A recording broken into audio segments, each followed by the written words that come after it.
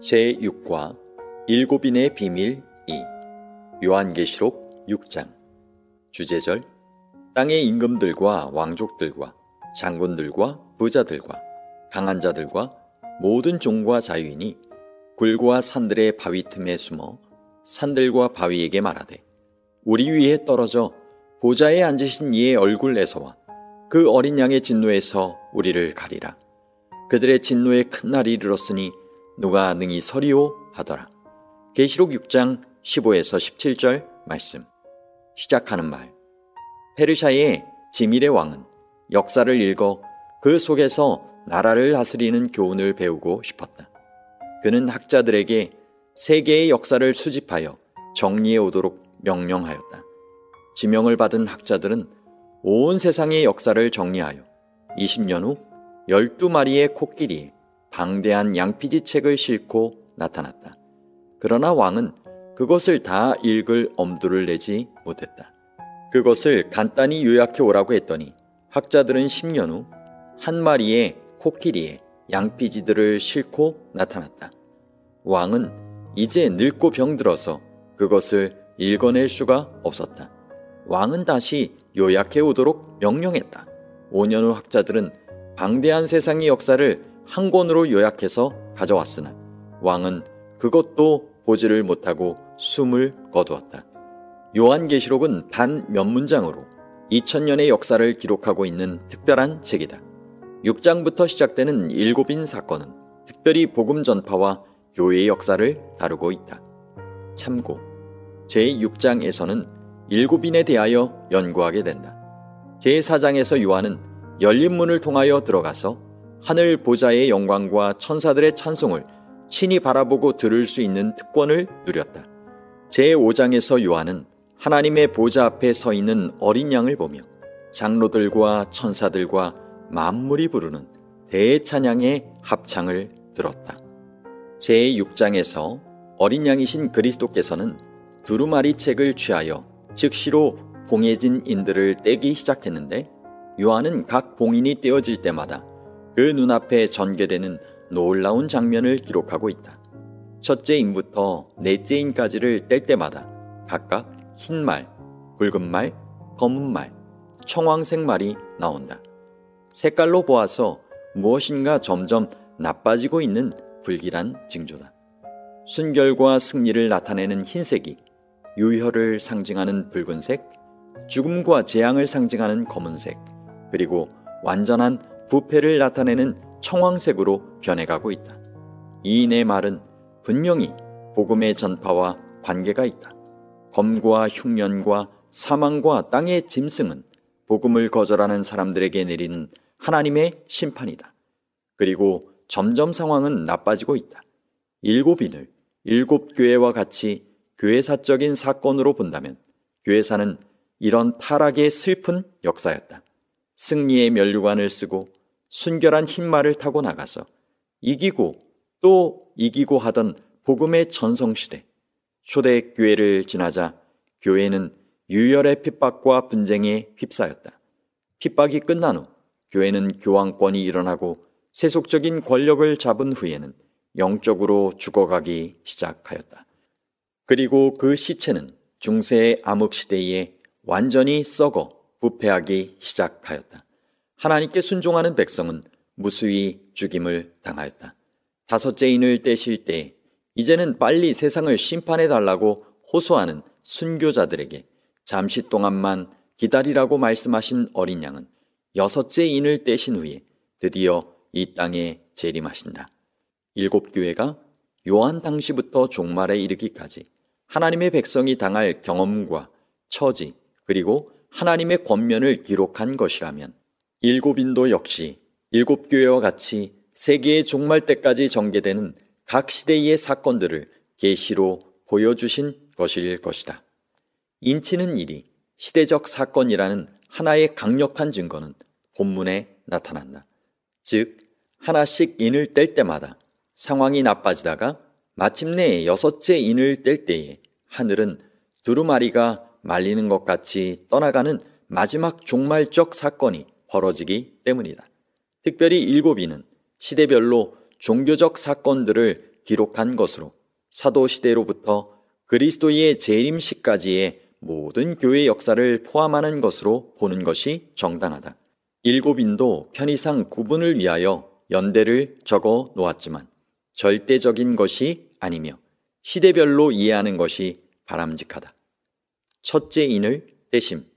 첫째 인 에베소 초기 교회 시대 31년에서 100년. 1. 요한은 계시 중에 하늘에서 무엇을 보고 들었는가? 내가 봄에 어린 양이 7인 중에 하나를 떼시는데 그때에 내가 들으니 내 생물 중에 하나가 우레소리같이 말하되 오라 하기로, 이에 내가 보니 흰 말이 있는데 그 탄 자가 활을 가졌고 면류관을 받고 나아가서 이기고 또 이기려고 하더라. 계시록 6장 1에서 2절 말씀. 설명. 요한은 어린 양이신 그리스도께서 드디어 첫째 인을 떼시는 것을 보았다. 그리고 흰 말을 탄 기사가 나오면서 역사는 전개된다. 그렇지만 그 모든 것은 인봉을 떼시는 그리스도에게 달려있다는 것을 이 계시는 인상 깊게 보여주고 있다. 첫째 인의 시대는 7교회의 에베소 교회 시대에 해당된다. 사도시대 교회의 순결함과 승리가 흰색으로 표현되었다. 그렇다면 활을 가지고 면류관을 쓰고 연전연승하는 이 백마의 기사는 과연 누구이며 무엇을 상징하고 있는가? 이 백마의 기사의 신원을 밝히면 다른 말들의 정체도 밝힐 수 있을 것이다. 요한계시록에서는 흰색이 항상 그리스도를 또는 그리스도와 관련된 무엇을 또는 구원받은 성도들이나 어떤 영적 승리를 상징하고 있다는 것은 이미 공부한 바 있다. 높임을 받으신 그리스도의 머리와 털은 희기가 흰 양털 같으며 진실한 신앙인들은 새 이름을 기록한 흰 돌을 받으며 또 그들은 흰옷을 입는다. 24장로도 흰옷을 입으며 순교자들과 셀 수 없는 큰 무리도 모두 흰옷을 입는다. 인자가 흰 구름 위에 앉아 계시며 다시 오실 때도 그는 흰 말을 타고 있으며 그를 수행하는 하늘의 군대도 흰옷을 입고 백마를 타고 있다. 면류관도 성경에서 승리의 표징이다.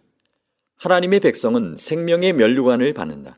요한은 24장로가 금 면류관을 쓰고 앉아 있는 것을 보았다. 하나님의 교회는 12별의 면류관을 쓴 여자로 묘사되었다. 한 여자가 있는데 그 발 아래에는 달이 있고 그 머리에는 12별의 관을 썼더라.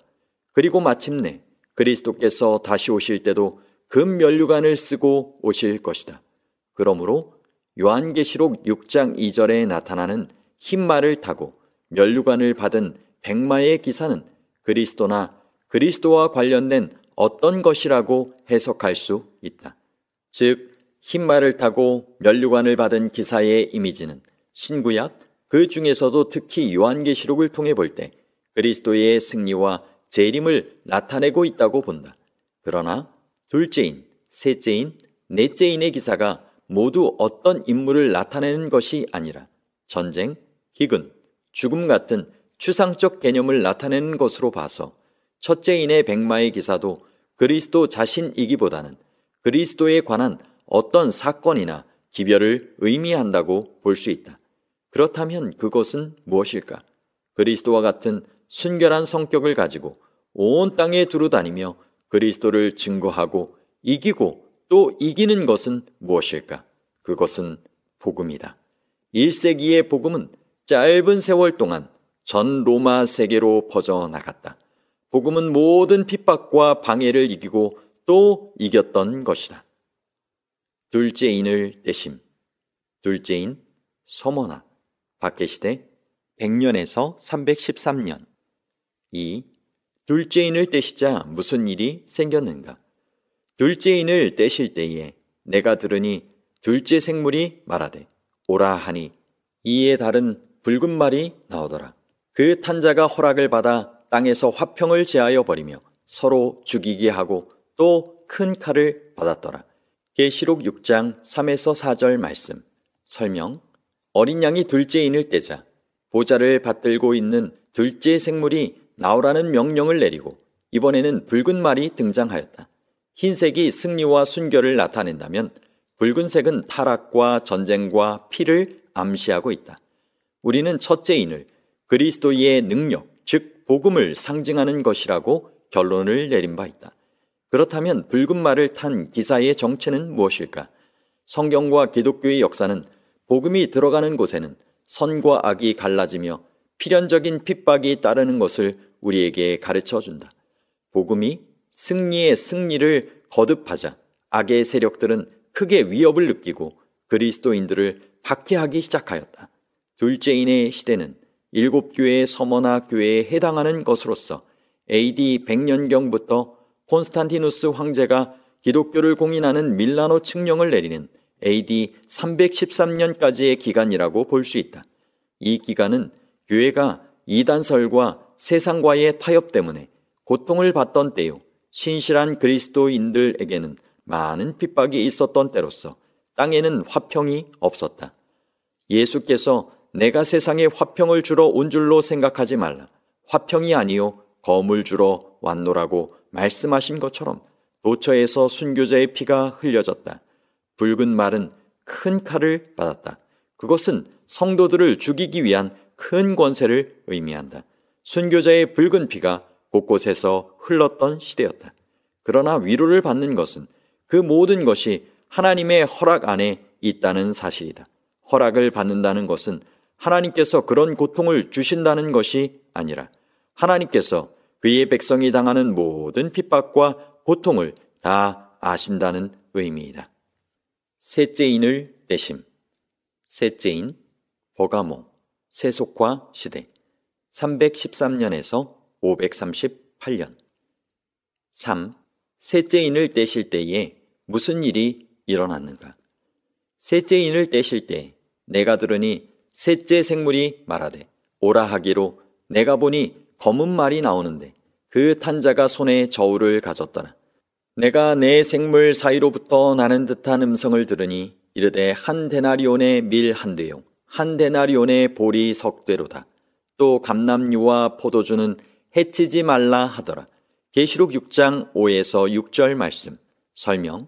셋째 인을 떼자 검은 말이 나왔다.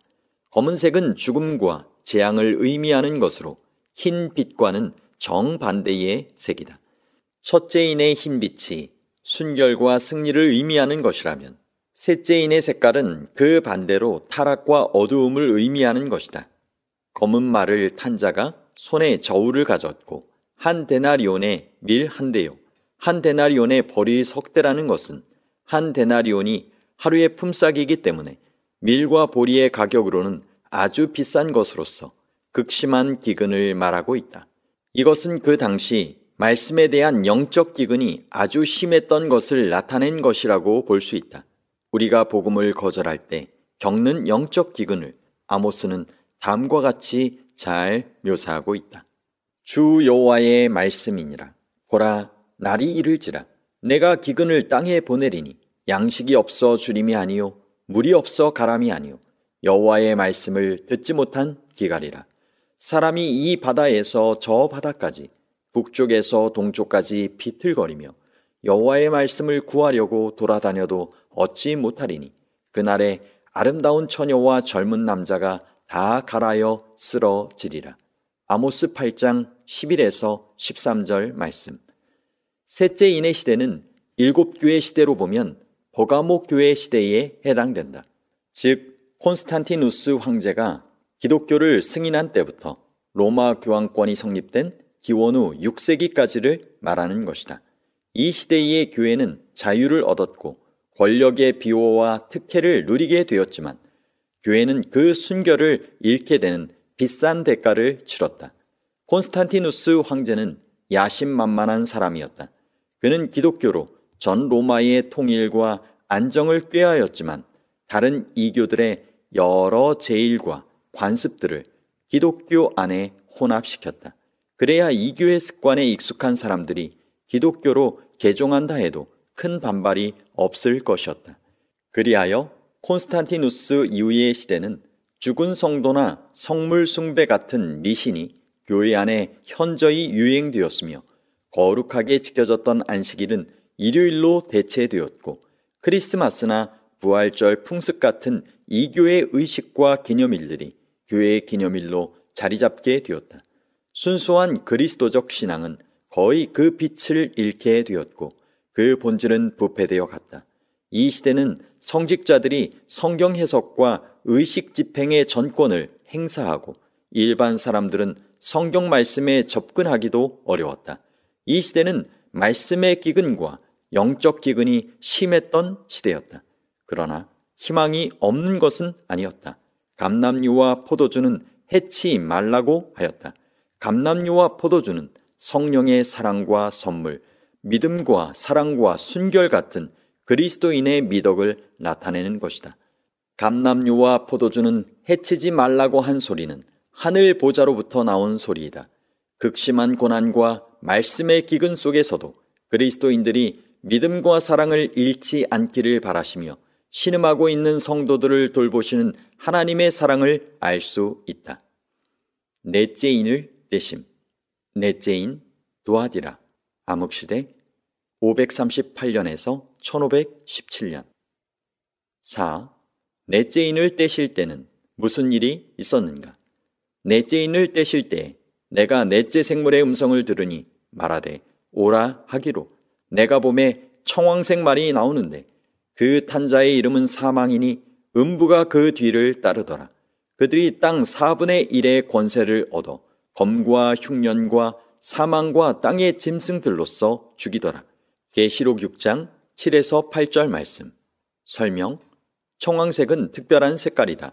이 색은 죽은 시체의 색이며 죽어가는 병자의 색이며 부패하여 곰팡이가 끼어있는 색깔이다.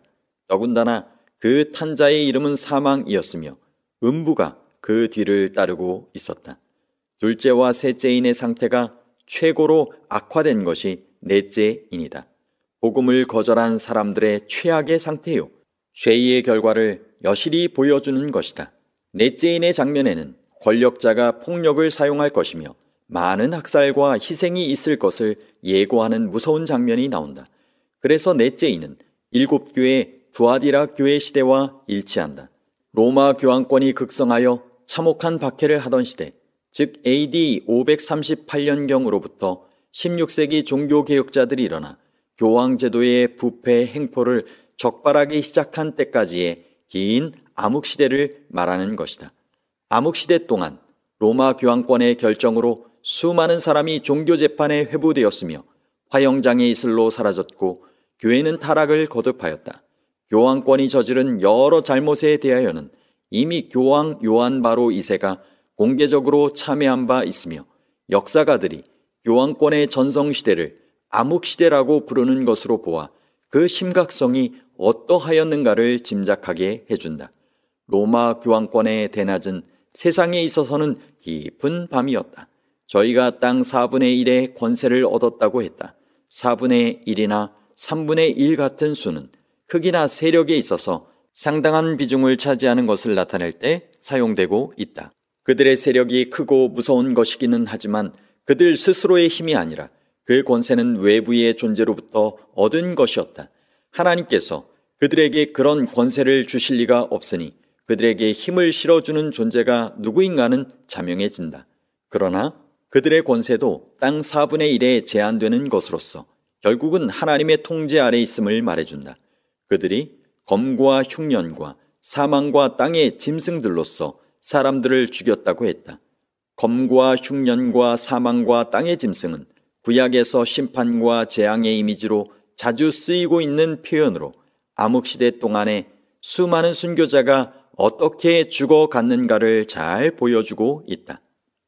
다섯째 인을 떼심. 다섯째 인 4대 종교개혁 시대 1517년에서 1798년. 5. 다섯째 인을 떼실 때 무슨 일이 있었는가? 다섯째 인을 떼실 때에 내가 보니 하나님의 말씀과 그들이 가진 증거로 말미암아 죽임을 당한 영혼들이 제단 아래에 있어 큰 소리로 불러 이르되 거룩하고 참되신 대주제여 땅에 거하는 자들을 심판하여 우리 피를 갚아주지 아니하시기를 어느 때까지 하시려 하나이까 하니 각각 그들에게 흰 두루마기를 주시며 이르시되 아직 잠시 동안 쉬되 그들의 동무 종들과 형제들도 자기처럼 죽임을 당하여 그 수가 차기까지 하라 하시더라. 계시록 6장 9에서 11절 말씀. 설명. 다섯째 인을 땜으로 일어난 사건은 비교적 간단하다. 제단 아래서 순교자들이 하나님께 어서속히 심판하여 자기들의 피를 신원해 주기를 호소한 것과 하나님께서 그들에게 의와 구원의 상징인 흰 두루마기를 주시며 잠시 동안 쉬면서 기다리라고 말씀하신 것이다. 그러나 여기에는 몇 가지 해석상의 문제가 있다. 첫째로, 언제 이런 일이 있었는가 하는 문제이다. 시대적으로 보면 다섯째 인은 사대교회 시대로서 종교개혁 시대에 해당된다. 순교자들의 호소는 종교개혁이 일어났으나 아직도 핍박은 계속되고 마지막 때가 오지 않는 것에 대한 성도들의 안타까운 마음을 표현한 것으로 보인다.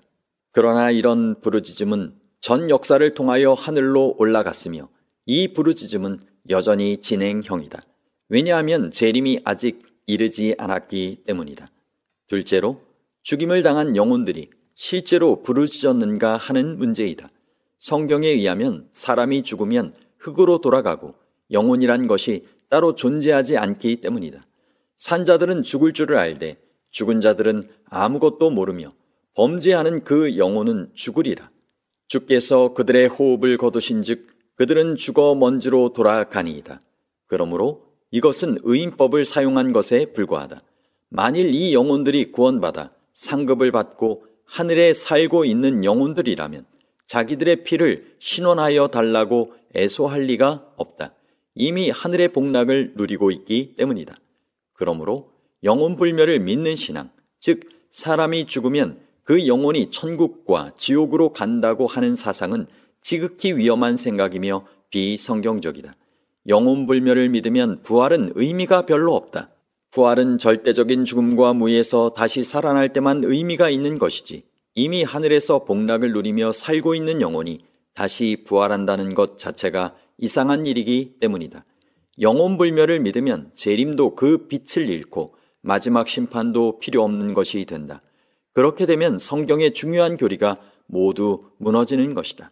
무엇보다도 죄인들이 지옥에서 영원한 형벌을 받는다는 사상은 하나님의 사랑의 속성을 심각하게 해치고 있다. 지옥 갈 것이 무서워 하나님을 믿게 되는 것이다. 성경은 사람이 죽으면 영혼이라는 것이 따로 있는 것이 아니라 사람 전체가 다 흙으로 돌아가며 아무것도 모른다고 말하고 있다. 주께서 그들의 호흡을 거두신즉 그들은 죽어 먼지로 돌아가나이다 라고 한 시편 104편 29절의 말씀이 그것이다. 이 문제에 대하여 한국의 기독교인들이 많이 참고하는 그랜드 종합 주석은 전형적인 성경의 가르침에 따르면 영과 육은 분리되어 구원받지 않는다.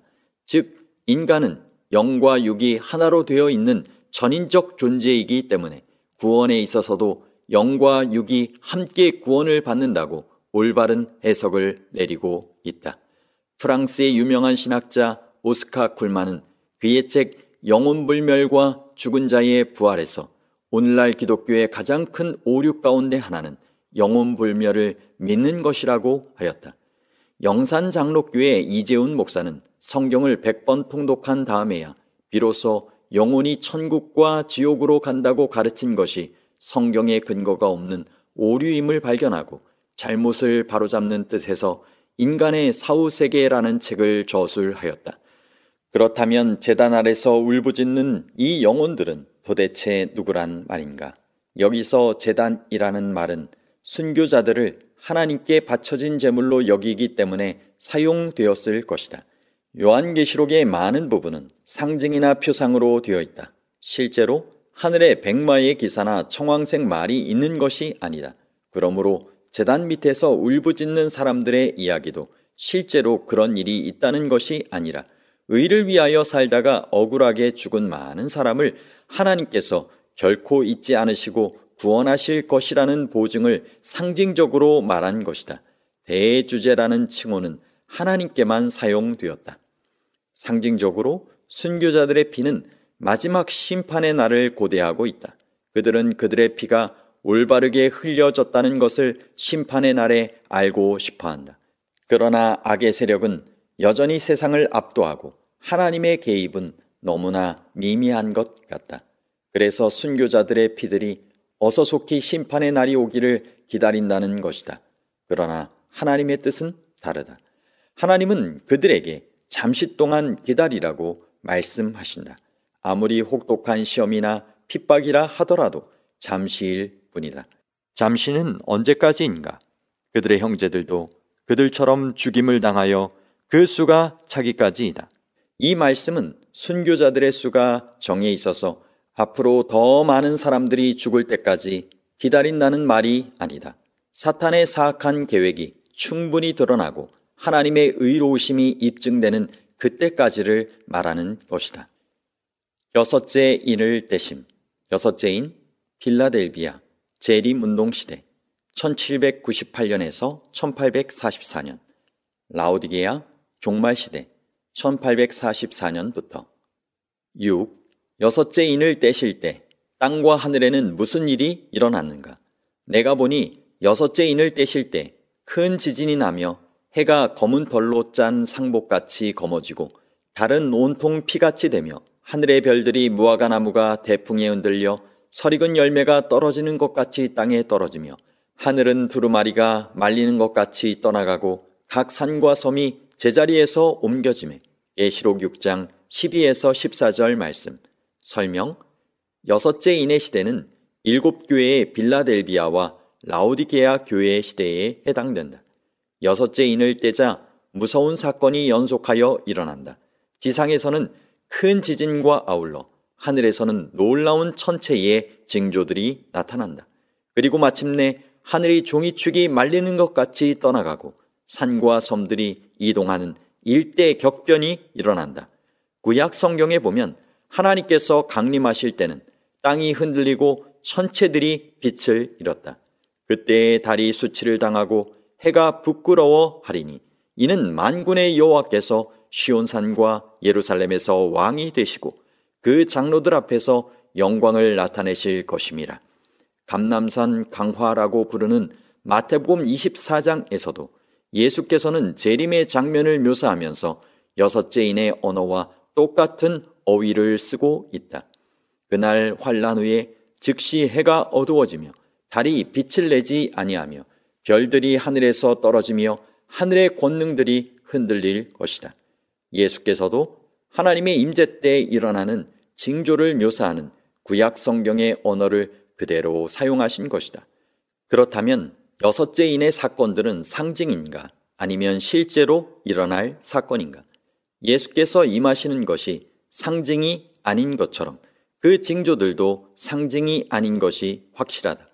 그러면 언제 이런 일이 일어날 것인가?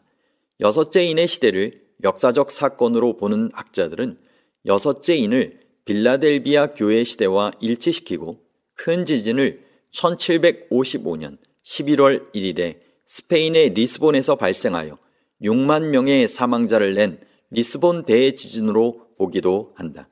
해가 어두워지는 사건은 1780년 5월 19일 미국 동북부에서 해가 어두워진 암흑일 사건으로, 별이 떨어진 것은 1833년 사좌자에서 유성 소나기가 발생했던 사건으로 해석한다. 그러나 큰 지진과 암흑과 별이 떨어지는 사건들은 하늘은 두루마리가 말리는 것 같이 떠나가는 것과 동시에 일어나는 것으로 성경에 기록되어 있기 때문에 이 모든 것은 재림 시에 거의 동시에 일어나는 징조들로 볼 수도 있다. 그렇다면 여섯째 인의 큰 지진도 재림 직전 일곱째 재앙이 내릴 때의 큰 지진으로 볼 수 있다. 이 구절들이 우리의 특별한 관심을 끄는 것은 이 놀랍고 두려운 사건들이 일어나는 여섯째인 시대에 우리가 살고 있다는 엄숙한 사실이다. 7. 마지막 재림의 때 무슨 두려운 일들이 있을 것인가? 하늘은 두루마리가 말리는 것 같이 떠나가고 각 산과 섬이 제자리에서 옮겨지매 땅의 임금들과 왕족들과 장군들과 부자들과 강한 자들과 모든 종과 자유인이 굴과 산들의 바위 틈에 숨어 산들과 바위에게 말하되 우리 위에 떨어져 보좌에 앉으신 이의 얼굴에서와 그 어린 양의 진노에서 우리를 가리라. 그들의 진노의 큰 날이 이르렀으니 누가 능히 서리오 하더라. 계시록 6장 14에서 17절 말씀. 설명. 해가 어두워지고 별이 떨어지는 징조는 역사상 몇 번 일어나 그 시대의 종말적인 경고가 되었다. 그러나 그것들은 지역적이었으며 동시에 일어나지도 않았다. 그렇지만 마지막 재림의 때에는 이 모든 천체의 징조가 전 세계적으로 동시에 일어날 것이다. 그때 하늘은 마치 두루마리가 말리는 것 같이 될 것이며 그 장엄하고도 두려운 광경은 많은 사람을 떨게 할 것이다. 현재 우리는 6째 인이 성취되는 시대에 생존하고 있으며 하늘이 두루마리가 말리는 것 같이 떠나갈 때를 기다리고 있다. 그러므로 이 시대야말로 더할 바 없이 엄숙하고도 중대한 때임을 알아야 할 것이다. 6째 인을 떼실 때 일어나는 이 모든 사건은 그리스도께서 이 땅에 다시 오시기 직전에 일어나는 현상이다. 선지자 이사야는 땅이 깨지고 깨지며 땅이 갈라지고 갈라지며 땅이 흔들리고 흔들리며 땅이 취한 자같이 비틀비틀하며 원두막같이 흔들리며 그 위에 죄악이 중함으로 떨어져서 다시는 일어나지 못하리라고 말하였고, 또 선지자 예레미야는 다음과 같은 두려운 말로 그날의 광경을 기록하고 있다. 보라, 내가 땅을 본즉 혼돈하고 공허하며 하늘에는 빛이 없으며 내가 산들을 본즉 다 진동하며 작은 산들도 요동하며 내가 본즉 사람이 없으며 공중의 새가 다 날아갔으며 보라, 내가 본즉 좋은 땅이 황무지가 되었으며 그 모든 성읍이 여호와의 앞 그의 맹렬한 진노 앞에 무너졌으니 여호와께서 이와 같이 말씀하시길 이 온 땅이 황폐할 것이나 내가 진멸하지는 아니할 것이며. 예레미야 4장 23에서 27절 말씀. 그때에 복음을 거절하고 준비되지 못한 사람들의 운명은 처참할 것이다. 그들은 굴과 산 바위 틈에 숨어 어린 양이신 그리스도의 영광스러운 모습으로부터 도망치려 한다. 자신의 권세와 부를 이 땅에서 자랑하고 복음을 끝까지 거절하던 사람들이 재림의 광경 앞에서 비로소 만왕의 왕이요 만주의 주이신 그리스도의 영광을 인정하게 되고 복음을 거절했던 자신의 과오를 가슴을 쥐어뜯으며 후회하게 될 것이다. 임금이나 왕족이나 장군이나 용사나 부자들도 자신의 재물이나 권세나 위력이 아무 소용이 없음을 깨닫고 통곡할 것이다. 이 세상에서 영화를 누렸던 모든 사람이 경악과 낭패, 절망의 도가니에 빠지게 될 것이다. 그들은 산과 바위를 향하여 비탄의 소리를 높여 우리 위에 떨어져 보좌에 앉으신 이의 얼굴에서와 그 어린 양의 진노에서 우리를 가리라고 애원하며 어떻게 해서든지 그 무서운 심판의 광경에서 피하려고 하지만 어떤 산도 바위도 그들의 죄를 은폐할 수 없을 것이며 형벌도 면할 수 없게 될 것이다. 그리하여 그들은 마음에도 없는 말, 즉 진노의 큰 날이 이르렀으니 누가 능히 서리오라는 처절한 소리를 지르지 않을 수 없게 된다. 우리는 이러한 두려운 날이 이르기 전에 신중히 생각하고 우리 삶을 되돌아봐야 한다. 지금은 예수께서 다시 오신다는 재림신앙을 조롱하는 사람이 많지만 언젠가 곧 만인이 다 심판대 앞에 설 때가 올 것이다. 지금 돌이켜 회개하는 마음으로 하나님께 기도하지 않는 사람은 심판의 날에 바위와 산을 향하여 절망 속에서 부르짖게 될 것이다. 명상할 문제. 심판의 날은 반드시 올 것이다. 우리의 모든 행위가 백일하에 드러나는 날이 올 것이다. 아무도 그분의 심판대를 피할 수 없을 것이다. 이 세상에서의 우리의 모든 생각과 행동이 우리의 운명을 결정지을 것이다. 그러므로 우리는 오늘을 아무렇게나 살 수가 없다. 심판의 날은 하나님을 거절한 사람들에게는 두려운 날이 될 것이다. 그들은 산과 바위 틈에 숨어 차라리 죽기를 원할 것이다. 그러나 하나님을 믿는 사람들에게는 심판의 날은 기쁜 날이다. 그날은 오래 기다리던 주님을 만나는 날이요 다시는 죄와 죽음이 없는 새로운 삶이 시작되는 날이기 때문이다.